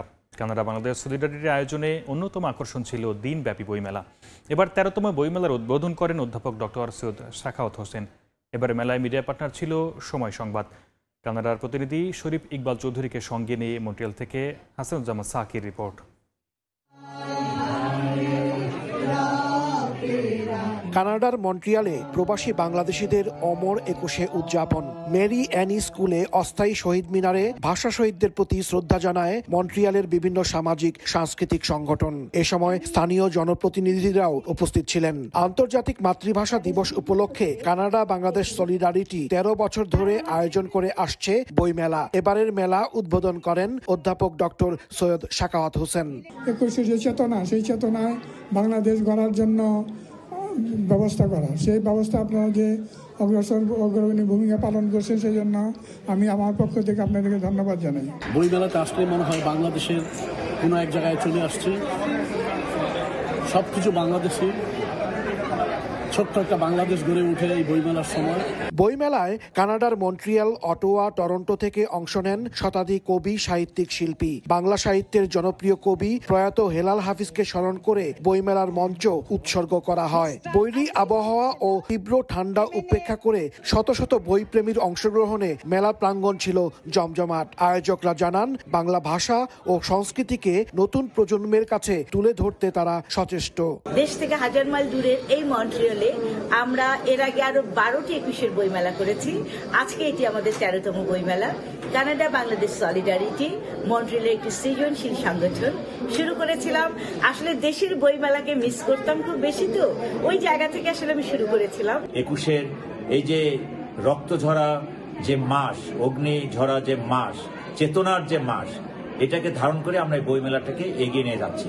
এবছরের বইমেলাটা একটু ব্যতিক্রম, কেননা যে এই বছরের বইমেলায় আমরা যে স্লোগানটা দিয়েছি যে 52 ধারায় 71, আমারই বাংলা ভাষা, আমার বাংলাদেশ। বই ছাড়াও শাড়ি, গয়না সহ বিভিন্ন পণ্যের পসরা সাজিয়ে বসেন দোকানিরা। সন্ধ্যায় সাংস্কৃতিক অনুষ্ঠানে শর্মিলা ধরের পরিচালনায় সমবেত সঙ্গীত পরিবেশন করে মন্ট্রিয়াল উদীচী শিল্পী গোষ্ঠী। স্থানীয় শিল্পীরা ছাড়াও এদিন অন্যতম আকর্ষণ রেজওয়ানা চৌধুরী বন্যার গান দর্শক শ্রোতাদের মুগ্ধ করে। 13তম কানাডা 21শে বইমেলার মিডিয়া পার্টনার ছিল সময় সংবাদ। কানাডা বাংলাদেশ সলিডারিটির নেতৃবৃন্দ জানান, এই বছর আগস্টে মন্ট্রিয়াল ফোবানা উৎসবেরও আয়োজন করছেন তারা। 7 সমুদ্র 13 নদীর এপারে কানাডার মন্ট্রিয়ালে অনুষ্ঠিত হলো অমর 21শে বইমেলা। উৎসবের বিভিন্ন আয়োজনে বিভিন্ন শ্রেণী, পেশা এবং বয়সের মানুষের একটি লক্ষ্য ছিল বাংলা ভাষা এবং সংস্কৃতি ও ঐতিহ্যকে বিদেশের মাটিতে বিদেশ বিভূয়ে সমুন্নত রাখা। হাসানুজ্জামান সাকি, সময় সংবাদ, মন্ট্রিয়াল, কানাডা। পরিকল্পনা এবং প্রস্তুতির অভাবের কারণেই চ্যাম্পিয়ন্স ট্রফিতে ভরাডুবি হয়েছে বাংলাদেশের। আজ পাকিস্তানের বিপক্ষে শেষ ম্যাচের আগে এভাবেই নিজেদের পক্ষে সাফাই গেলেন দলের সিনিয়র সহকারী কোচ মোহাম্মদ সালাউদ্দিন। তবে প্রস্তুতি ছাড়াই শান্তর চ্যাম্পিয়ন হতে চাওয়াটা আবার অবাস্তব মনে করেন না তিনি। দলের সিনিয়র জুনিয়র তত্ত্বে বিশ্বাসী নন সালাউদ্দিন। বললেন, ম্যাচ ফি সবার সমান, তাই দায়িত্বটাও সমান। হেড কোচের সঙ্গে মুশফিক মাহমুদুল্লাহর বাদানুবাদের বিষয়টিও গুঞ্জন বলে উড়িয়ে দেন সালাউদ্দিন। রাউলপিন্ডি থেকে নিয়ন মুহাইমিনের রিপোর্ট। বাংলাদেশের গ্রামগঞ্জে একসময় সার্কাস হতো বেশ আয়োজন করে, যা ছিল বিনোদনের অন্যতম মাধ্যম। এখন সেরকম কিছু খুব একটা দেখা না গেলেও আছে বাংলাদেশের ক্রিকেট বোর্ড, যাদের কর্মকাণ্ডে ক্রিকেটের আন্তর্জাতিক পরিমণ্ডলে এখন হাসি তামাশার পাত্র লাল সবুজের ক্রিকেট। চ্যাম্পিয়ন্স ট্রফিতে 2 ম্যাচ হেরে ভরাডুবির পর দল যখন বাড়ি ফেরার অপেক্ষায়, তখন টিম ম্যানেজমেন্টের দাবি প্রস্তুতিটাই নাকি ভালো ছিল না বাংলাদেশ দলের। শুধু তাই নয়, বোর্ডের পরিকল্পনার অভাবকেও দুষলেন সিনিয়র সহকারী কোচ। বললেন, যত দোষ সব বিপিএল এর। হয়তো আমরা প্রিপারেশন নেই, পরিকল্পনা করি, কিন্তু আমরা হয়তো আদায় করতে পারি না। যারা ম্যানেজমেন্ট সাইডে আছে তাদেরও কিন্তু এটা তাদের বোঝাতে হবে যে আসলে আমাদের এই প্রিপারেশন নিতে হবে। যদি বিপিএলটা যদি আমার আরো 15 দিন আগে যদি শেষ হতো, ইচ্ছা করলেই শেষ করা যেত, তাহলে হয়তো আমরা আরো প্রিপারেশন নেওয়ার মতো একটা সুযোগ থাকতো। তো সবকিছু আসলে আরেকটু পরিকল্পনা করে, যা হবার তো হয়ে গেছে, পরিকল্পনা দিন আরো বেটার করতে পারি। Head coach Phil Simmons Bangladesh ছাড়ার আগেও বলেছিলেন প্রস্তুতির অভাবের কথা। একই গল্প পাকিস্তান থেকে বিদায় নেওয়ার সময় শোনাচ্ছেন সালাউদ্দিন। কিন্তু ক্যাপ্টেন শান্ত চেয়েছিলেন চ্যাম্পিয়ন হতে। বিষয়টা লেজে গোবরে হলেও যুক্তির অভাব নেই কোচের কাছে। আপনারাও দুঃখ পান, আমিও বুঝি যে আমরা হয়তো বড় টিম হয়ে উঠতেছি না, বাট ছেলেরাও কিন্তু বড় টিম হওয়া উপরে ওঠার জন্য তারাও কিন্তু চেষ্টা করতেছে। সো এটা তো শুধু আসলে ছেলেদের একার চেষ্টার বিষয় না, এটা সবারই সমষ্টিগত ভাবে এটা আসলে আমাদের চেষ্টা করতে হবে। তো আমার মনে হয় যে এদের ইচ্ছা আছে, এবং আমরা যারা কোচিং স্টাফ আছি বা বোর্ড থেকে যারা আছে বা আদার যে ফ্যাসিলিটিসগুলো, সেগুলো সমন্বয় হলে আমার মনে হয় যে আমরা একটা ভালো টিম হিসেবে গড়ে উঠবো। দলের 2 সিনিয়র ক্যাম্পেইনার রিয়াদ এবং মুশফিক চলমান আসরে কেউই পারফর্ম করতে পারেননি। জানা গেছে ড্রেসিং রুমে এ নিয়ে নাকি বিতর্কেও জড়িয়েছেন হেড কোচ। তবে তার সহকারী মানেন না এই সিনিয়র জুনিয়র তত্ত্ব। তার কথা, টাকা তো সবাই সমান পায়, তাহলে কেন হবে ভেদাভেদ? গুঞ্জন আপনারাই যেহেতু শুনছেন, আপনারা এটা রেজাল্টটা দিয়ে দিন, কারণ আমরা তো কোনো কিছু শুনি নাই। 11 জন খেলে সবাই কিন্তু ম্যাচ ফি সমানই পায়। তো এখানে কারো তাদেরকে এক্সট্রা বাড়তি টাকা দেওয়া হয় না সিনিয়রদের, ঠিক কিনা? সো এখানে সবারই সমান পারফর্ম করতে পারে, এটা ন্যাশনাল টিম। এখানে সবারই সমান দায়িত্ব। টুর্নামেন্টে এখনো কোনো ম্যাচ খেলার সুযোগ পাননি ইমন এবং নাসুম। শেষ ম্যাচে নাসুমের সুযোগ থাকলেও ইমনের ভাগ্যের শিকে হয়তো ছিড়বে না এই যাত্রা। নিয়ন মোহাইমিন, সময় সংবাদ, রাওয়ালপিন্ডি, পাকিস্তান। টুর্নামেন্টের মাঝে কোনো ম্যাচের গুরুত্ব কম নয়, প্রতিটা ম্যাচ ক্রিকেটারদের কাছে একই রকম গুরুত্ব বহন করে। বাংলাদেশের বিপক্ষেও পাকিস্তান জয়ের জন্য খেলবে জানান মেন ইন গ্রিনদের অন্তর্বর্তীকালীন হেড কোচ আকিব জাভেদ। নিজে পেসার বলেই হয়তো বাংলাদেশের পেস ইউনিটের ভূয়সী প্রশংসা করেন তিনি। জানালেন পিন্ডিতে দু দলের পেসারটাই হয়ে উঠতে পারেন ম্যাচের ত্রাণকর্তা।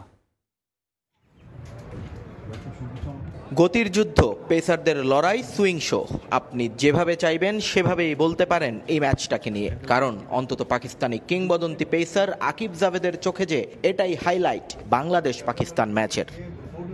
ম্যান ইন গ্রিনদের হয়ে মাঠে নামবেন সময়ের 3 সেরা পেসার শাহিন শাহ আফ্রিদি, নাসিম শাহ এবং হারিস রৌফ। অন্যদিকে লাল সবুজের জার্সিতে আছেন তাসকিন আহমেদ, মোস্তাফিজুর রহমান এবং হালের ক্রেজ নাহিদ রানা। দু দলের এই 6 পেসারকে নিয়ে রীতিমতো মুগ্ধতা ঝরল আকিবের কণ্ঠে। জানালেন ট্যালেন্টেড শব্দটার সঙ্গে ঠিক সখ্যতা নেই তার, পারফরমেন্সটাই শেষ কথা সাবেকেই পেসারের অভিধানে। আমার দলে শাহিন, নাসিম, হারিস আছে। বাংলাদেশে তাসকিন, মুস্তাফিজ ছিল, এখন নাহিদ রানা এসেছে। তারা দুর্দান্ত, তাদের গতি, সুইং, বল নিয়ে ছোট ছোট কাজে আমি মুগ্ধ। তারা কিভাবে ডমিনেট করে আমরা সেটা জানি। এই পিন্ডিতেই আমাদের সে অভিজ্ঞতা হয়েছে। তবে আমার কাছেও অস্ত্র আছে, গুগল করে দেখতে পারেন। আমার ছেলেরাও 145 গতিতে বল করে। হয়তো তারা ছন্দে নেই, কিন্তু তাই বলে তাদের আন্ডার এস্টিমেট করবেন না। বাংলাদেশ পাকিস্তান চ্যাম্পিয়ন্স ট্রফিতে দু দলেরই অবস্থান এক। দুটো করে ম্যাচ হেরে অপেক্ষা এখন ঘরে ফেরার। তবে রাবার স্ট্যাম্প এই ম্যাচটাতেও হাল ছাড়তে নারাজ আকিব জাভেদ। পিন্ডিতে টেস্ট সিরিজ হোয়াইট ওয়াশ হওয়ার ক্ষত যে এখনো ভুলতে পারেননি এই ক্রিকেট মায়াস্ত্র। তাই শিষ্যদের তাতিয়ে রাখতেই হয়তো বাংলাদেশকে হারানোর চ্যালেঞ্জ ছুড়ে দিলেন 92-এর বিশ্বকাপ জয়ী এই পেসার। আইসিসি ইভেন্টে কোনো ম্যাচই গুরুত্বহীন নয়। এটা জিতলে আপনি হয়তো সেমিতে যাবেন না, কিন্তু ছেলেরা মাথা উঁচু রেখে বাড়ি ফিরতে পারবে। আত্মবিশ্বাস যোগাবে ভবিষ্যতের জন্য। আমরা জানি শুরুটা করতে হবে একদম নতুন করে, তবে আমি বিশ্বাস করি ম্যাচটা জিতব।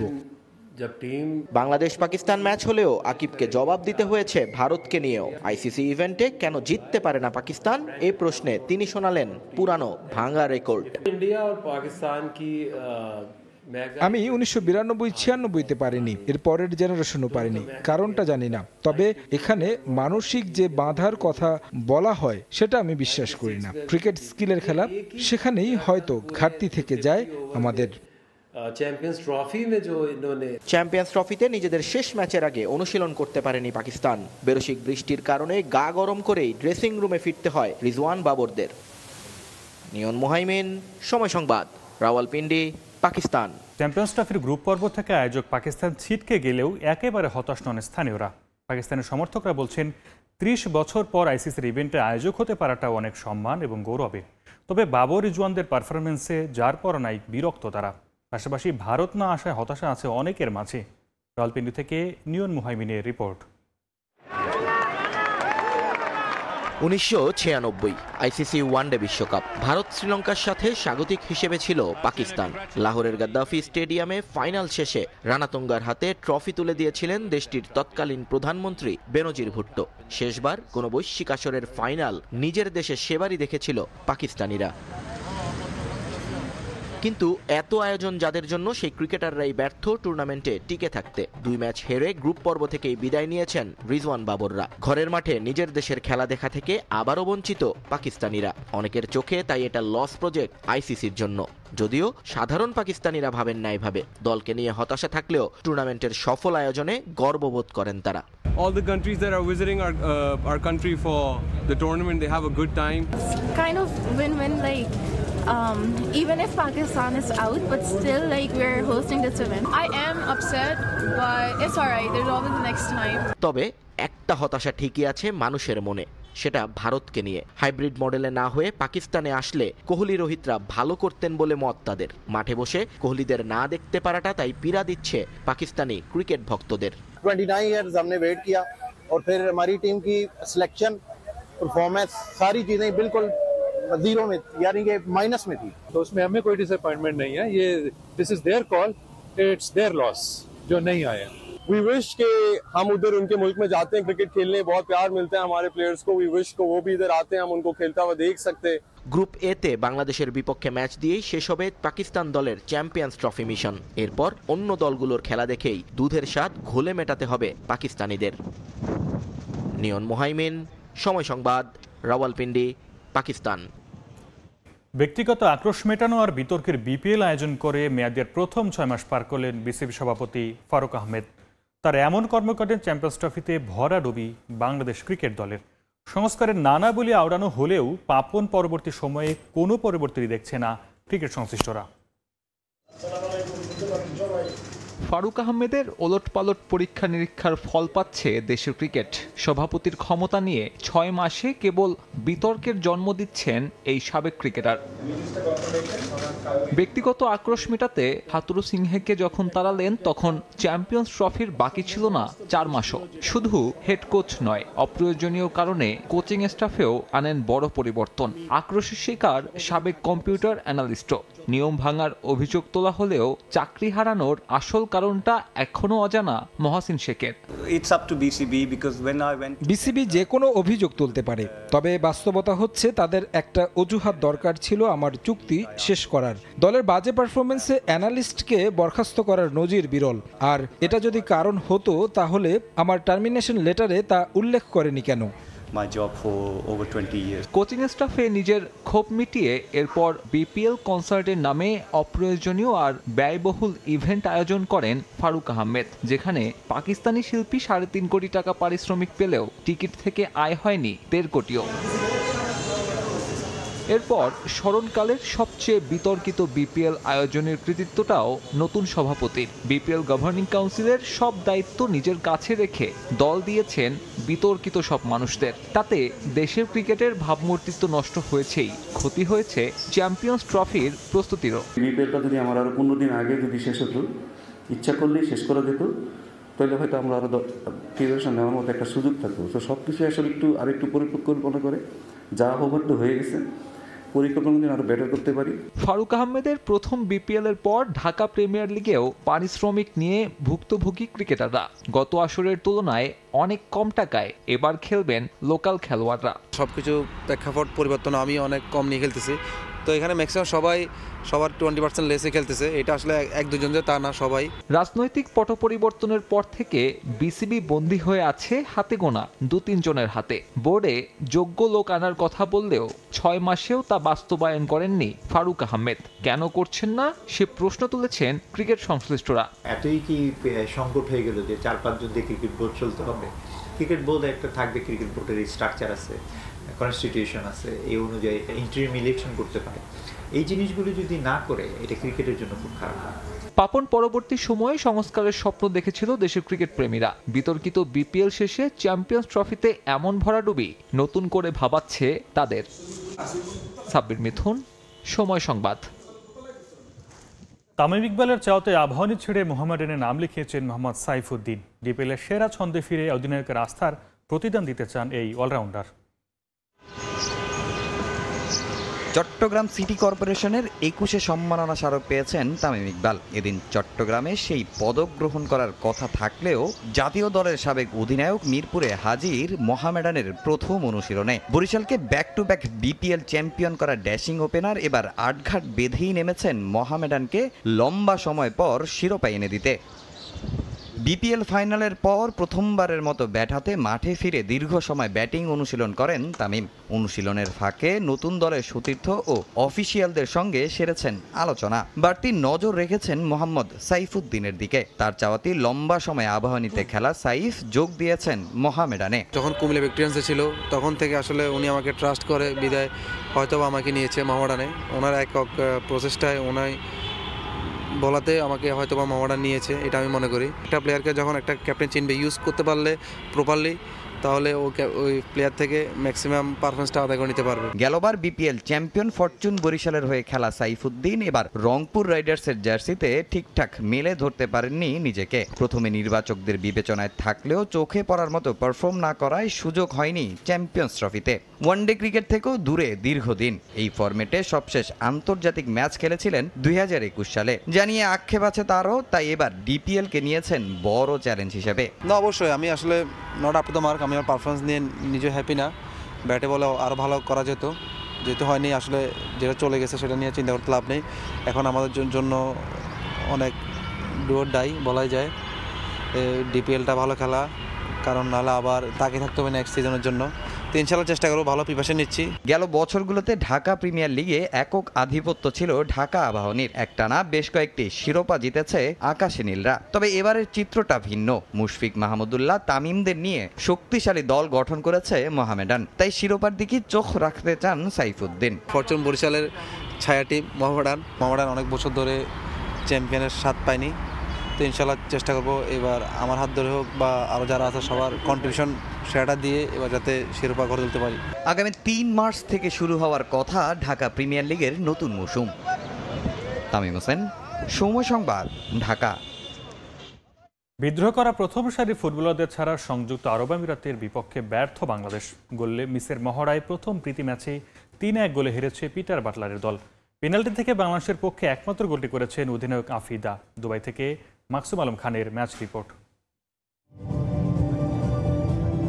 প্রথম সারির 18 ফুটবলারকে ছাড়া খেলা চারটিখানি কথা নয়। তার উপর সাফ চ্যাম্পিয়নশিপের পাক্কা 4 মাস পর মাঠে নামা।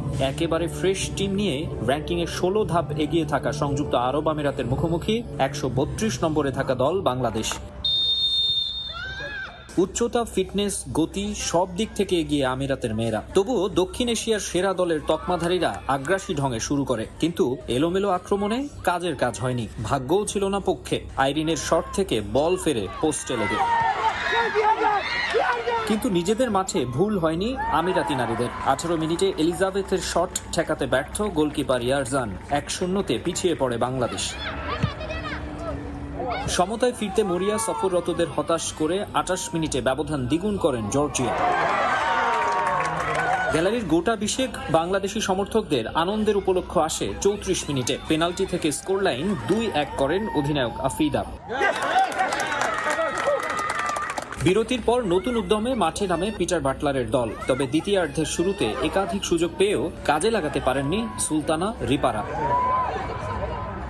উল্টো 74 মিনিটে নিজের জোড়া গোল পূরণের পাশাপাশি ইউএইর লিড 3-1 করেন জর্জিয়া। এরপর আরও সুযোগ তৈরি করেছিল লাল সবুজের প্রতিনিধিরা, কিন্তু গোলের দেখা পায়নি। হালিমার মিসের পর রিপার শট ক্রসবারের ওপর দিয়ে গেলে হতাশ হতে হয় সফররতদের। শেষ বাঁশি বাজার আগ মুহূর্তে ডি বক্সে জটলার মধ্যে বল পেয়েও কাজের কাজ করতে পারেনি বাংলাদেশ দল। 3-1 গোলের হার নিয়ে মাঠ ছাড়তে হয় পিটার বাটলারের দলকে। সংযুক্ত আরব আমিরাতের বিপক্ষে প্রথম ম্যাচে সাবিনা সানজিদাদের অভাব হাড়ে হাড়ে টের পেয়েছেন কোচ পিটার বাটলার। ডিবক্সের সামনে তালগোল পাকিয়ে ফেলা কিংবা ফিনিশিংয়ে দুর্বলতা, বাংলাদেশ দলের কোনো কিছুই হয়নি ঠিকঠাক। তবে ইয়াং ফুটবলারদের যাচাই করে নেয়ার সুযোগ পেয়েছেন কোচ, এটুকুই স্বস্তি। ইউএই ফুটবল অ্যাসোসিয়েশন গ্রাউন্ড থেকে মাকসুম আলম খান, সময় সংবাদ, দুবাই, সংযুক্ত আরব আমিরাত। এএফসি এশিয়ান কাপ বাছাইয়ের ম্যাচ সামনে রেখে আগামী 18 মার্চ বাংলাদেশে আসবেন হামজা চৌধুরী। এরপরে যোগ দিবেন লাল সবুজের ক্যাম্পে। এদিকে কোনো প্রকার অনুশীলন ছাড়াই 38 সদস্যের প্রাথমিক স্কোয়াড 30 জনে নামিয়ে নিয়েছেন coach heavier Cabrera. Asian cup বাছাই সামনে রেখে 28 ফেব্রুয়ারি থেকে শুরু হচ্ছে বাংলাদেশের অনুশীলন ক্যাম্প। লোকাল ছাত্রদের সবাইকে কাবরেরা প্রথম দিন থেকে পেলেও হামজাকে পাচ্ছেন 18 মার্চ। ফিফা উইন্ডো শুরু হওয়ার আগেই শেফিল্ড তারকাকে পাওয়া যাচ্ছে আপাতত সবচেয়ে বড় সুখবর এটাই। এবারের মিশনে আরেক আলোচিত নাম ফাহমিদুল ইসলামও যোগ দেবেন বেশ খানিকটা সময় আগেই। মার্চের প্রথম সপ্তাহ থেকে সৌদি আরবে কন্ডিশনিং ক্যাম্প করবে লাল সবুজ। দলের সঙ্গে বাংলাদেশি বংশোদ্ভূত ইতালিয়ান ফুটবলার মানিয়ে নেওয়ার সুযোগ পাবেন সেখানেই। সৌদিতে আবার ফাহমিদুলের জয়েন করার ব্যাপারটা আছে 10 তারিখে। সে যদি ওখানে পারফর্ম করতে পারে, যদি টিমের সাথে সে থাকতে পারবে, তাহলে ইন্ডিয়া ট্রাভেল করবে। হামজা চৌধুরী 18 তারিখে আমরা যতটুকু এখন পর্যন্ত নিউজ আছে যে 18 তারিখে তিনি আসবেন। আসলে সেই অনুযায়ী উনি এখানে আমাদের ট্রেনিংয়ে জয়েন করবে। তবে সুখবরের মাঝে দেশের ফুটবলে আধার ঘনীভূত হচ্ছে শেখ মোরসালিনের অনাকাঙ্ক্ষিত খবরে। তার বিরুদ্ধে যৌতুকের মামলা করেছেন স্ত্রী। আপাতত লিখিত অভিযোগ না পাওয়ায় এখনই কোনো ব্যবস্থা নিচ্ছে না ফেডারেশন। এগুলো হলো একদম ব্যক্তিগত ব্যাপার, সেটার জন্য আসলে আমাদের এই স্কোয়াডের সাথে আমরা কোনো ব্যাঘাত ঘটবে এটা আমরা মনে করি না। সে আসবে, সে যদি মামলার এখন আমরা যতটুকু জানি যে এরকম আমরা অফিসিয়ালি কোনো নোটিশ আমরা পাইনি এবং আমরা সেটুকু জানিও না যে কী অবস্থায় আছে। তো সেরকম আসলে সেরকম বিএফএফ এর দিকে যেটুকু ইনিশিয়েটিভ নেওয়া দরকার সেটুকু আমরা নেব। এদিকে এশিয়ান কাপ বাছাই সামনে রেখে 38 সদস্যের প্রাথমিক স্কোয়াড ছেটে 30-এ নামিয়েছেন হাবিয়ার কাবরেরা। কোনো অনুশীলন ছাড়া তার এই কাটছাট অদ্ভুতরেই বটে। এটা কোচের সিদ্ধান্তই, কোচ আসলে এভাবে একটা সিদ্ধান্ত করেছে যে কিভাবে দ্রুত সম্ভব টিমের জন্য তৈরি করা, মেন টিম তো আসলে যারা মাঠে খেলবে সেই স্কোয়াডের জন্য বিবেচনা করা। তো সে আসলে ওইভাবে একদম কনক্লুড করে সে 30 জনের নামটা নিয়ে আসছে। আমরা 28 তারিখে ক্যাম্প শুরু করছি আমাদের হোটেল ইন্টারকন্টিনেন্টালে, দেন 1 তারিখ থেকে আমাদের ট্রেনিং শুরু হবে।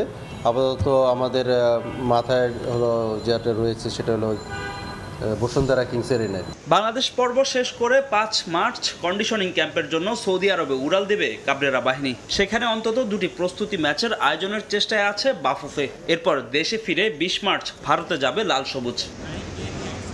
ফাহিম ইসলাম, সময় সংবাদ, ঢাকা। এ পর্যায়ের শীর্ষ সংবাদগুলো জানিয়ে দিচ্ছি আরেকবার। 7 বছর পর বিএনপির বর্ধিত সভা আজ। প্রস্তুত হচ্ছে সংসদ ভবনের এলডি হল। গুরুত্ব পাবে সংসদ নির্বাচন। দলের কাছে প্রত্যাশা তুলে ধরবেন তৃণমূলের নেতারা। এবং ন্যাটোতে যোগ দেওয়ার স্বপ্ন ভুলতে হবে ইউক্রেনকে। মন্ত্রিসভার বৈঠকে বললেন ট্রাম্প। যুদ্ধবিরতি চুক্তিতে পৌঁছাতে পুতিনকেও ছাড় দেওয়ার আহ্বান।